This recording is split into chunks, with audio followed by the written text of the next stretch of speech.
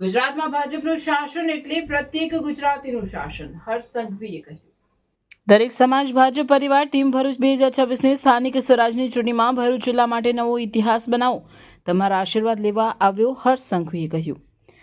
ભરૂચમાં ગુજરાતના યુવા નાયબ મુખ્યમંત્રી હર્ષ સંઘવીએ વિવિધ સમાજના આગેવાનો સાથે બેઠક યોજી ભરૂચ જિલ્લા મધ્યસ્થ ચૂંટણી કાર્યાલય અને વોર્ડ નંબર 6ના કાર્યાલયનું ઉદ્ઘાટન કરી ચૂંટણી પ્રચારના શ્રી ગણેશ કરાવ્યા. વિવિધ સમાજના આગેવાનો સાથે બેઠકમાં આગેવાનોને વંદન કર્યા. આપણો ભરૂચ જિલ્લો ભારતીય જનતા પાર્ટીના શાસનનું સાક્ષી. કોંગ્રેસનું શાસન જોયું એને ખબર છે કોંગ્રેસીઓના પેટમાં વધારે દુખે છે. ભાજપની ભૂપેન્દ્ર પટેલની સરકાર દ્વારા 100 સમાજના હિતમાં અશાંત ધારાને વધુ મજબૂત કરવાનું કામ વિધાનસભાના છેલ્લા સત્રમાં કરાયું હોવાનું તેમણે બેઠકમાં કહ્યું. મજબૂત અશાંત ધારાનો હક આપણા સૌનો. તમામ લોકો પોતાના વિસ્તારમાં પરિવાર સાથે શાંતિથી જીવી શકે તેનો પ્રયાસ સરકારનો. દેશના અનેક રાજ્યોના લાખો યુવાનોના પરિવારના સ્વપ્ન સાકાર કરવાની ભૂમિ ભરૂચ 20થી વધુ રાજ્યોના લોકોને ભરૂચની મહાન ધરતી રોજગારી આપી રહી છે. 2 વર્ષમાં 3 લાખ કરોડ રૂપિયાના બીજા રોકાણ આવી રહ્યા છે. જિલ્લાના યુવાનોને નોકરી જ નહીં વેપારની ઉત્તમ તકો મળશે તેમ તેમણે વધુમાં કહ્યું. રાજપૂત છાત્રાલય ખાતે સમાજના આગેવાનોને વંદન અને ભાજપ સંગઠનને અભિનંદન તેઓએ પાઠવ્યા. તેઓએ ભરૂચ જિલ્લા ભાજપ ટીમની પણ પ્રશંસા કરી. ભરૂચમાંથી કોંગ્રેસનો પંજો ઉખાડી નાખવા બદલ તેઓએ સમાજ અને નેતૃત્વને અભિનંદન પાઠવ્યા. સાથે સમાજના વધુ યુવાનોને સમાજ જોડે જોડી સરકાર લાભ અપાવવા વડીલોને સરકારી લાભ અપાવવા હાકલ કરી. સરકાર અને સમાજ પ્રત્યે વધુ સમન્વય કેળવાય. સમાજના સારા યુવાનોને રાજનીતિમાં જોડવા પણ સૂચવ્યું. અંતમાં ભૂતકાળના કોંગ્રેસના શાસનને હડસેલી હાલના ભાજપના સુશાસન બદલ ભરૂચ સહિત ગુજરાતની કાયાકલ્પ માટે વિવિધ સમાજના આગેવાનોને અભિનંદન આપ્યા. દર ચૂંટણી પર ગુજરાતીઓને મન ફાવે તેવી ગાળો બોલાવી કેટલે અંગે યોગ્ય તેમ કહી મલ્લિકાર્જુન ખડગેને ગુજરાતીઓ માટે અયોગ્ય નિવેદન બદલ આડે હાથ લીધા. નાયબ મુખ્યમંત્રી હર્ષ સંઘવી દ્વારા ભરૂચના હોદ્દેદારો અને અસામાજિક આગેવાનો સાથે મહત્વપૂર્ણ બેઠક બાદ સ્ટેશન રોડ પર જિલ્લા મધ્યસ્થ વોર્ડ નંબર 6ના ચૂંટણી કાર્યાલયનું હર્ષ સંઘવીએ શુભારંભ કરાવ્યો. તમામ કાર્યક્રમોમાં મંત્રી ઈશ્વરસિંહ પટેલ, પ્રભારી પરાક્રમસિંહ જાડેજા, જિલ્લા પ્રમુખ પ્રકાશ મોદી, ધારાસભ્ય રમેશ મિસ્ત્રી, અરુણસિંહ રણા, ડીકે સ્વામી, મહામંત્રી જિગ્નેશ મિસ્ત્રી, પરેશ પટેલ, નરેન્દ્રસિંહ પરમાર, અન્ય આગેવાનો, કાર્યકરો અને ઉમેદવારો ઉપસ્થિત રહ્યા હતા. આગેવાનોને હું 2 હાથ જોડીને વંદન કરું છું. આપ સૌનો આભાર માનું છું.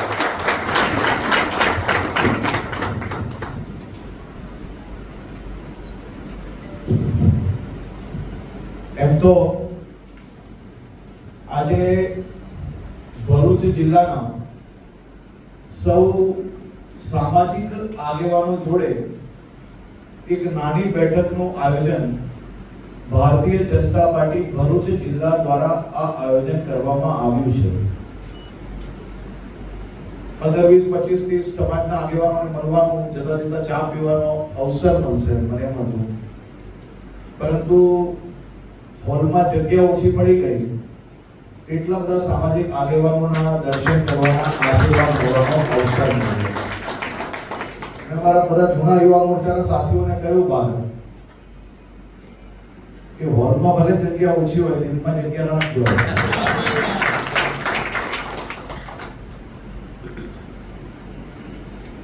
ભારતીય જનતા પાર્ટી અને ગુજરાતના સૌ નાગરિકો એ આ દેશ નહીં દુનિયાનો સૌથી મોટો સંયુક્ત પરિવાર છે. અને એના સૌથી ઉત્તમ ઉદાહરણ કોઈ હોય ને તો એ આપણો ભરૂચ જિલ્લો છે. ભારતીય જનતા પાર્ટીનું શાસન ના આવ્યું હોય તો ભરૂચ જિલ્લાની આજે શું હાલત હોત એનો અનુમાન મારી ઉંમરનો કોઈ નોજવાન નહીં કરી શકશે. કારણ કે એ ભૂતકાળના દિવસો ક્યારે જોયા જ નથી. પરંતુ આ આગેવાનોમાંથી 70% આગેવાન એવા છે કે જેને ગુજરાતનું ભૂતકાળનું શાસન બી જોયું છે અને ભારતીય જનતા પાર્ટીનું શાસન બી જોયું છે. તે માટે હું કહું છું કે ગુજરાતના પ્રત્યેક નાગરિક અને ભારતીય જનતા પાર્ટી એ દુનિયાનું સૌથી મોટું સંયુક્ત પરિવાર છે. અને એનો સૌથી મોટો ઉદાહરણ અગર કોઈને જોવો હોય તો ભરૂચ જિલ્લાના નાગરિકોને જઈને મળે તો જ એને અંદાજો આવે કે ભારતીય જનતા પાર્ટીનું શાસન એ ગુજરાતના પ્રત્યેક પરિવારો માટે કેમ મહત્વનું છે, કેમ ઉપયોગી છે, એ શાસનનો સૌથી મોટો ઉદાહરણ એટલે આ ભરૂચ જિલ્લાના સૌ નાગરિકો અને સૌ આગેવાનો છે. આમાંથી કેટલા લોકો એવા છે આ કિલોમીટર તક તમે ક્યારે આ નેશનલ આ એક્સપ્રેસ હાઈવે પર કેટલી મિનિટ અહીંયાથી કેટલી મિનિટ લાગે છે? અમદાવાદ પહોંચતા કેટલા કલાક લાગે છે? હા, 2 કલાક તો પહેલા ક્યાં લાગતા હતા તમને બધાને ખબર છે. કેટલા? 7 કલાકે અમદાવાદ નતા પહોંચતા. હવે આ 2 કલાકે પહોંચો છો. હવે 2 કલાકે પહોંચવા મહિના તો હવે એમાં ક્યાંય ભારે વરસાદ આવ્યો ને એ ખાડો પડ્યો છે, ખાડો થોડો રહેવાનો છે જીવનભર ભાઈ.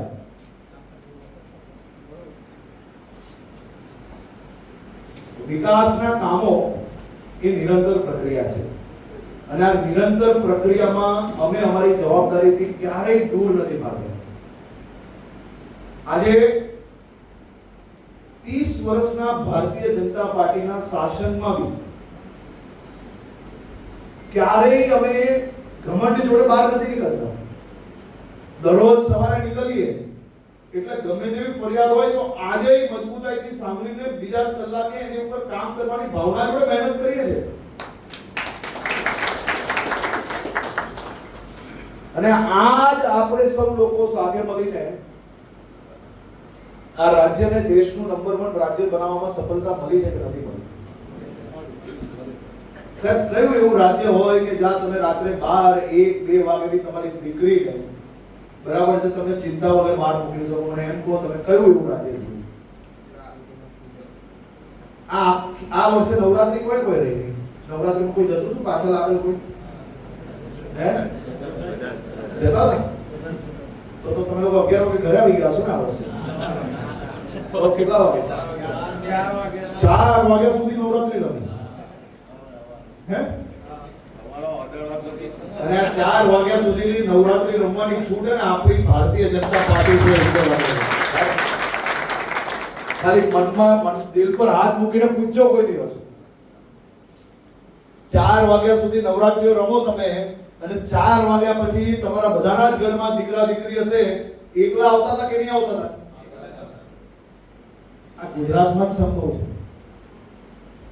અને ગુજરાતમાં ત્યારે સંભવ છે જ્યારે આપણા નેતૃત્વ અને તમે સૌ લોકોએ 20, 25 વર્ષ સુધી આ ગમે તેટલા વિરોધીઓએ જે મન ફાવે ગાળો આપણા ગુજરાતને બોલ્યા તોય સહન કરી, રાત દિવસ મહેનત કરી છે અને મહેનતથી જે મળ્યું છે એનાથી પરિવારને ચલાવ્યું છે. ત્યારે આ બધી જ વસ્તી, બધી જ સફળતા આપણે પ્રાપ્ત થઈ છે. હવે આજે ગુજરાતે સફળતા પ્રાપ્ત થઈ છે તો અનેક લોકોના પેટમાં દુખે છે. જ્યારે કોઈ બી રાજ્યની ચૂંટણી આવે ત્યારે ગુજરાત અને ગુજરાતીઓને મૂર્ખ અને જે મન ફાવે બોલવાનું. કેના માટે? આમાં કયા ગુજરાતી એવા છે, આમાં કયા નાગરિકો એવા બેઠા છે કે જેને પોતાની મહેનત કરીને, રાત દિવસ મહેનત કરીને જે કમાયા છે એનું ઘર ચલાવે છે ભાઈ?